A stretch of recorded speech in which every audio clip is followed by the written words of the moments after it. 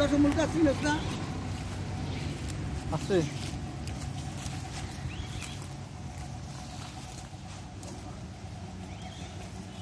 জঙ্গল নেই জঙ্গল বিসমিল্লাহির রহমানির রহিম। আসসালামু আলাইকুম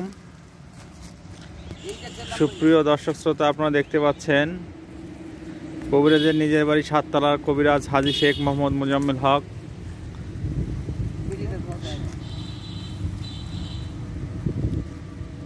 বনে আসছে ওষুধি গাছ খোঁজার জন্য। আপনারা দেখতে পাচ্ছেন অনেক বড় বন, অনেক বড় জঙ্গল দেখতে পাচ্ছেন আপনারা। পরে আমার কথা বন্য